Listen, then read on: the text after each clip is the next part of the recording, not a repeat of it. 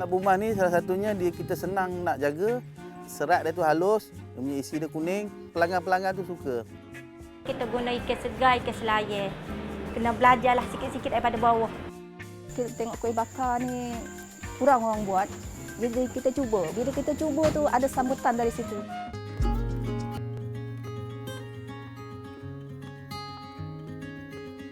Labu emas ni salah satunya kita senang nak jaga, serat dia tu halus, dia punya isi dia kuning, pelanggan-pelanggan tu suka. Selain dimasak sebagai hidangan utama, hasil tani ini juga boleh dijadikan kudapan ringan yang mengandungi kebaikan tersendiri. Bagi Siti Darilia Nadira Ahmad Supri, 36 tahun, dia yang menjalankan perusahaan keripik sejak tahun 2016, nekat menghasilkan keripik berasaskan buah labu setelah melihat pasaran yang ada. Pada mulanya, suami saya seorang petani. Labu ni kami tanam sendirilah. Kemudian pada hujung tahun 2016, masa tu labu jatuh harga. Jadi kami terpaksa cari inisiatif lain untuk dapatkan kos modal yang kami buat tu. Jadi terfikir idea lah nak buat keripik labu. Bermula dengan mempromosikan produknya melalui mulut ke mulut kepada rakan-rakan dan penduduk kampung, kini keripik labu semakin mendapat sambutan ramai. Bahan-bahan untuk buat keripik labu ni tak banyak pun. Kami cuma perlukan labu, minyak masak dan kami ada buat keripik labu berperisa. Jadi kami perlukan sebut-sebut perisa itulah untuk buat keripik labu. Mula-mula kami potong labu tu kepada beberapa bahagian. Kemudian kami buang biji kat dalam tu. Kemudian kami buang kulit untuk dapatkan labu yang lebih bersih lah kan. Labu yang sudah dibuang kulit dan bijinya akan dibasuh bersih bagi membuang segala kekotoran. Dengan menggunakan mesin yang ditempa khas, dia berjaya menghasilkan hirisan labu yang sama ukuran. Ini penting untuk memastikan keripik labu dapat dimasak dengan sekata. Setelah minyak panas, hirisan labu tersebut akan digoreng beberapa minit sehingga berwarna perang keemasan.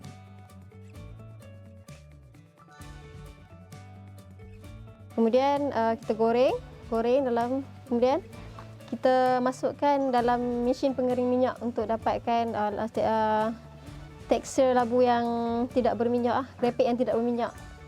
Dan akhir sekali kita pack dalam botol dan juga paket. Satu hari kami buat lebih kurang 50 kilo buah labu. Kami proses 50 kilo labu dan dalam 50 kilo labu tu dapat menghasilkan lebih kurang 10 kilo keripik. Keripik labu kemudiannya akan disejukkan terlebih dahulu sebelum dimasukkan ke dalam balang. Setiap balang diisi sebanyak 330 gram dengan harga RM20 sahaja. Keripik labunya ini mampu bertahan selama 2 bulan. Macam yang kita tahu, labu ni adalah makanan sunnah. Jadi kebaikan itu tersangatlah banyak.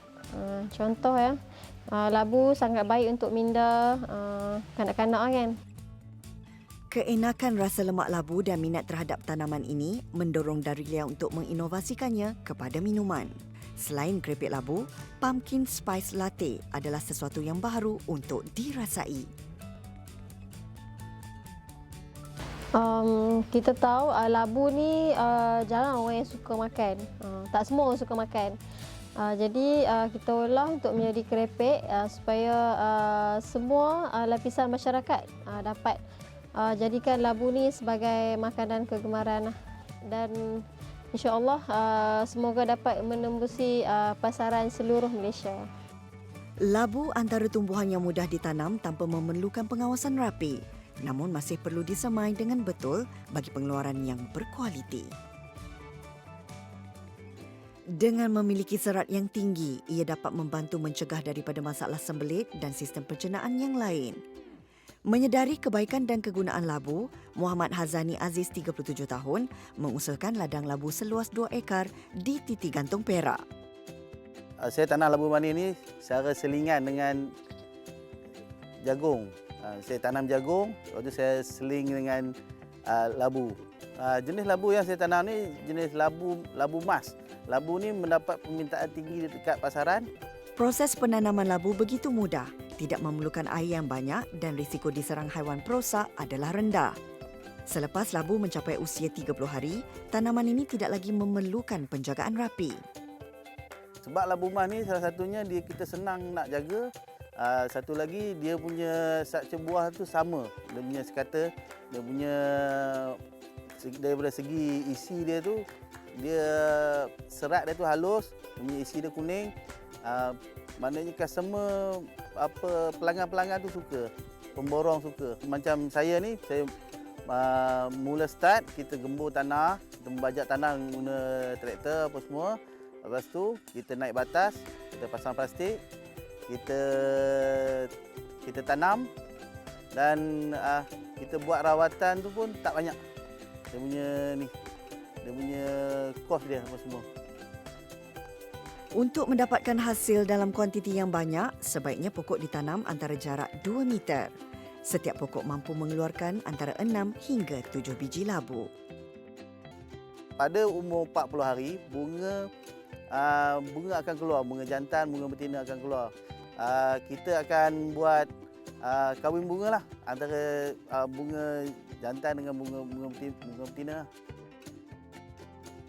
Pendebungaan perlu dilakukan ketika bunga betina dan bunga jantan sedang mekar. Serangga juga membantu dalam proses pendebungaan kerana serangga akan membawa debunga daripada bunga jantan kepada bunga betina. Sekiranya putik semakin sihat dan membesar, pendebungaan dianggap sudah berjaya dan buah akan terhasil. Harapan saya lah kira lebih ramai lagi lah kita orang muda ni nak menceburi bidang pertanian ni. Tak kisahlah nak tanam labu ke, nak tanam apa ke. Kita dapat menjana ekonomi Malaysia ni. Keenakan labu dapat dinikmati dalam pelbagai hidangan, antaranya dijadikan manisan seperti candil atau pengat labu. Bagi Nurjana Muhammad Ali, 36 tahun, hobinya dalam bereksperimentasi rasa dan bentuk manisan adalah perkara yang menarik untuk dilakukan. Bila berhenti kerja kat rumah, tak ada benda nak buat. So, saya memang suka masak dan suka ambil gambar. Hari ini saya nak buat 2 jenis dessert daripada labu. Resipi pertama, pengat candil labu. Kedua, onde-onde labu. Resipi ini digunakan satu resipi je tapi boleh dapat 2 jenis menu. Bahan-bahan yang diperlukan adalah labu, tepung pulut, garam, gula, sedikit air dan santan, kelapa parut, gula Melaka dan sedikit pewarna. Labu selalu kita gunakan labu kuning lah. Boleh dapat kat mana-mana, memang ada jual. Cara nak buat dia lagi mudah. Kita rebus dulu labu tu sampai lembut. Lepas tu kita lenyek-lenyekkan, campur dengan tepung, kepal-kepal. Baru kita bentukkan jadi candil labu. Kemudian tambahkan garam dan sedikit pewarna kuning untuk menaikkan lagi warna candil labu. Tepung pulut dimasukkan sedikit demi sedikit bagi mendapatkan tekstur yang diinginkan. Okey, masuk uli tu dia punya tips. Kalau nak labu candil tu sedap, masuk uli tu tak boleh terlalu keras dan tak terlalu lembik. Bila terlalu lembik kita tak boleh buat bentuk labu tu. Kalau terlalu keras, bila dah masak nanti kita makan dia akan jadi liat. Cara nak buat bentuk labu tu senang je. Bila kita dah uli dengan tepung pulut, kita kepal-kepalkan, bulat-bulatkan. Lepas tu bila dia dah bulat tu kita ambil pencokil gigi, kita tekankan dekat keliling labu tu. Baru dia jadi bentuk labu. Lepas tu dia punya tangkai tu kita bancuhkan sikit tepung pulut, letak warna hijau. Tekan sikit tengah labu tu, kita letakkan tangkai. Penghasilan bentuk manisan ini nampak mudah namun memerlukan beberapa percubaan untuk mendapatkan bentuk yang sempurna. Setelah siap dibentuk, candil akan direbus selama beberapa minit. Sekiranya sudah terapung, bermakna candil sudah sedia untuk diangkat. Kelainan dia, kalau saya selalu tengok Google kan, tengok orang masak pengat labu ni, dia akan buat labu tu dia akan potong-potong je, dia campur dengan kuah santan. Tapi saya lain, saya buatkan dalam bentuk labu. So saya campurkan tepung pulut untuk bentukkan dia jadi labu. Selain candil atau pengat labu, kuih onde-onde berasaskan labu ini pasti menjadi kegemaran ramai. Bahan-bahan dan cara pembuatannya sama seperti candil labu. Namun bentuknya sedikit besar kerana onde-onde perlu diletakkan inti gula Melaka di dalamnya. Dough yang diuli bulat hendaklah sedikit tebal supaya terbentuk cantik sewaktu direbus. Kenapa saya suka gunakan labu? Sebab satu, dia senang dapat kat mana-mana dia jual. Lepas tu, dia nak menyediakan dia mudah sebab rebus dia sekejap. Lepas tu bila dah lembut, kita nak lenyit-lenyitkan senang, nak campur tepung, nak bentukkan dia memang mudah. Okey, lepas saya masak selalu saya akan tengok hasil dia, saya akan letak dalam mangkuk. Mangkuk yang cantik. Labu bukan sahaja sedap tetapi penjagaan dan penanamannya yang mudah dapat memberi pulangan yang memberangsangkan. Keripik labu dan pelbagai manisan yang dihasilkan memberi rasa yang enak dan boleh dijadikan sajian seisi keluarga. Pada masa kini, bercucuk tanam antara aktiviti terbaik untuk dilakukan sekaligus meningkatkan keupayaan dan kemahiran diri.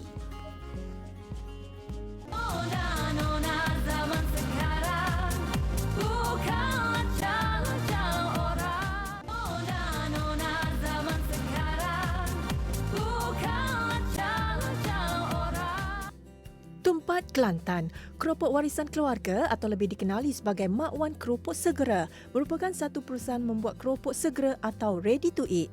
Mula beroperasi pada tahun 2001, ia telah diasaskan oleh Allahyarhamah Wan Hasmah Wan Smail. Kini ia diuruskan oleh anak-anak dan juga menantu Siti Kamsiah Yaakob. Mula-mula tu biasalah kerja dulu, dengan orang dulu. Lepas tu pada kahwin tu rasa nak buat sendirilah. Sedang molek dengan suami pun ada bisnes dia. Buat dulunya asal daripada keluarga ni 30 tahun dah lah. Dulu dia tak ada orang buat kepuk. Kepuk segera ni tak ada orang buat. Jadi Mok asal buat. Jadi Mok asal buat ni idea dia buat tu masa dulu pun memang orang makan tu suruh macam ori lah, kepuk ikan segar ke apa semua. Perusahaan keropok segera ini sudah dijalankan melebihi 3 dekad lamanya. Beroperasi dan memiliki sebuah kilang pembuatan keropok segera di Tanjung Kuala Tumpat, ia sekaligus menjadi lubuk pekerjaan bagi penduduk setempat.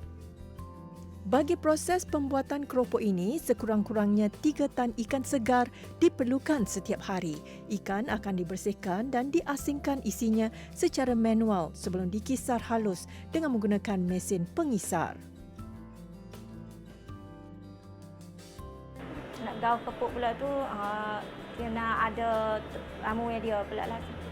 Lepas buat gaul-gaul tu hantar ke bahagian uli. Lepas tu ikan pun kita guna ikan segar, ikan selayar. Biasalah, ikan selayar, ikan lolong. Jenis ikan sardin dan ikan selar menjadi pilihan utama bagi usahawan ini untuk memastikan keropok yang mereka hasilkan sedap dan enak. Proses pembuatan keropok segera ini dilakukan setiap hari dari jam 8 pagi hingga ke tengah malam berdasarkan permintaan yang meningkat hampir setiap hari dari seluruh negeri. Kepuk awal ni sebab dia dikenali ramai. Boleh ambil orang kerja tempat-tempat teh pun boleh kerja. Kira tak ada penganggur lah jadinya. Lepas tu tambah pendapatan keluarga ke apalah. Meskipun pada mulanya hanya diusahakan secara kecil-kecilan oleh keluarga mentuanya, cabaran tetap ada di dalam menguruskan perniagaan. Keropok segera yang dihasilkan memberi limpahan rezeki bukan sahaja kepada keluarga, malah membantu ramai suri rumah dan anak-anak muda untuk meraih pendapatan. Yang paling besar tu kalau musim terkujuh tu ikan tu payahlah sikit. Memang kena sabar, kena ambil tahu kehendak pekerja, nak ambil tahu masalah. Tabahlah apa wak berlaku dan apa tu wak risiko. Dia kena ada macam kita fokus lah. Kita nak buat gapo. Lepas pula kita kena terima cabaran apa-apa, semua masalah apa-apa kita kena sabar, kita kena terima. Dengan mendapat bantuan juga sokongan sepenuhnya daripada suami dan ahli keluarga pewaris Mak Wan, wanita cekal ini tidak kekok untuk terus mengendalikan perniagaan berasaskan makanan ringan. Setiap masalah yang dihadapi dikongsi bersama-sama agar tidak terbeban dan dapat diselesaikan dengan baik. Sebagai usahawan ni kita kena sabar, kena tabah, kena ambil tahu segala kerja-kerja, buat mana kita handle. Kena belajarlah sikit-sikit daripada bawah. Barulah boleh buat kira semangat lah nak cari makan untuk keluarga, boleh buat kerja. Kira wanita ni memang kuat. Jika tidak dipecahkan ruyung, manakan dapat sagunya. Peribahasa ini sahaja jelas menggambarkan bahawa kejayaan itu tidak akan datang tanpa usaha yang berterusan. Kesungguhan ingin merubah ekonomi keluarga pasti akan membuahkan hasil yang lumayan.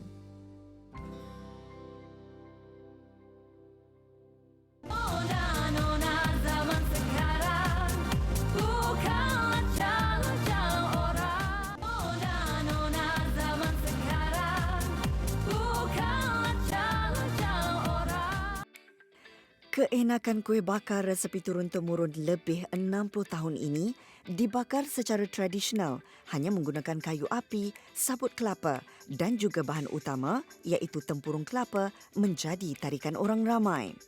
Diusahakan oleh Nur Aisyah Lextirinios, 46 tahun yang berasal dari Kuching, Sarawak. Idea ni sebenarnya kita dah pernah buat tapi secara kecil-kecilan lah untuk makan. Ada orang roda sikit-sikit. Jadi kita tengok pun orang dah buat benda macam-macam kuih-kuih lain. Jadi tengok kuih bakar ni kurang orang buat. Jadi kita cuba. Bila kita cuba tu ada sambutan dari situ. Jadi kita teruskanlah. Pembuatan kuih bakar secara tradisional tetap menjadi pilihan usahawan wanita ini. Dengan bantuan suami Muhammad Zaidi Abdul Latif 52 tahun dan anak-anak, mereka menjual sehingga lebih 200 biji kuih bakar dalam sehari. Kuih bakar sebab orang dah biasa dah pakai oven. Jadi kita fikirlah buat kuih bakar ni pakai kayu api ni. Pakai sabut, tempurung. Jadi adalah kelainan daripada yang lain. Kita pun tak buat terlalu manis. Di luar dia garing, dalam dia lembut. Itulah. Bahan bakar untuk yang mudah lah untuk menghidupkan api ini tadi. Sebab kita mula-mula hidupkan api pun kita pakai tempurung dengan sabut tu tadi. Kita beri santan tu daripada dia orang buang tu kita ambil daripada dia orang, jadi kita bolehlah guna. Setiap hari 10 hingga 17 kilogram tepung gandum dan juga santan diperlukan bagi menghasilkan kuih bakar. Meskipun baru 2 tahun menjalankan perusahaan ini, Aisyah berbangga kerana kuih bakarnya sering menjadi bualan dan mendapat permintaan yang menggalakkan. Saya buat tu, saya masakkan santan dulu dengan air pandan tu. Lepas tu saya tak pakai sukat, pakai cawan lah. Saya terus pakai kilo je, berapa kilo sehari. Tengok dia punya santan dia. Kalau sebelum PKP ni banyaklah kita pakai. Tapi dah PKP ni tak adalah, nak kata banyak tu tak adalah. Kalau santan pun kita pakai satu hari pun, hari biasa pun dalam 15 ke 17 macam itulah. Berbekalkan usaha dan semangat, dia tidak berputus asa. Malah cabaran serta turun naiknya perniagaan yang dilalui menjadi penguat untuk terus berusaha menambah pendapatan mereka seisi keluarga. Cabaran tu tetap ada lah, kita berniaga tu tetap ada. Yelah kadang-kadang tu kita bancuh tu, kadang-kadang tu dia cair. Kadang-kadang tu dia keras pun dah, pekat kan. Pekat, jadi kita cubalah. Hari-hari pun kita belajar. Tak lebih dari itulah. Kita memang sentiasa belajar. Di mana kekurangan kita belajar. Apa orang kata tu kita terima lah. Di mana kita boleh terima tu kita terima. Kita belajar dari situ. Menghasilkan kuih bakar tempurung ini memerlukan kesabaran yang tinggi. Selepas adunan kuih bakar dimasukkan ke dalam acuan yang sudah panas, ia harus ditutup dengan menggunakan penutup yang direka khas. Tempurung akan dibakar di atas penutup supaya kuih akan masak sama rata, terutama di bahagian atasnya. Tempurung kelapa yang mengeluarkan bau wangi semula jadi membuatkan kuih bakar ini lebih istimewa dengan rasa asli. Tak ada masalah rasa kalau wanita nak membantu keluarga, membantu suami untuk mendapat lebih kan. Tak salah kalau kita boleh kita buat. Janji kita jangan menyusahkan orang. Buatlah apa yang kita rasa kita boleh buat. Kita teruskanlah. Jangan mengerah-kerah. Itu je. Melihat kepada permintaan semasa, Aisyah percaya dengan setiap rezeki yang diberikan. Lebih mengujakan lagi apabila pelanggan sentiasa berpuas hati dengan kuih bakar tempurungnya. Dan ini secara tidak langsung menjadi tarikan utama jika singgah ke daerah Rembau, Negeri Sembilan. Itu memang seronok lah. Kita tengok orang suka makan, jadi kita pun suka lah tengok orang membeli. Kita pun suka buat. Mesti kena bangga lah dengan pengeluaran tempatan ni sebab orang lain pun, orang luar pun dah suka makanan kita. Kenapa kita tak bangga dengan masakan kita pula daripada pengeluaran kita ni? Dia beruntung mendapat resepi dan tunjuk ajar daripada ibu mertua berserta sokongan suami dan keluarga. Bukan senang untuk menjadi senang. Usaha dan kesungguhan adalah kunci untuk mengubah kehidupan yang lebih baik. Bak kata pepatah, usaha tangga kejayaan. Di mana ada kemahuan, di situ pasti ada jalan. Sri Kandi masa kini yang bekerja ya juga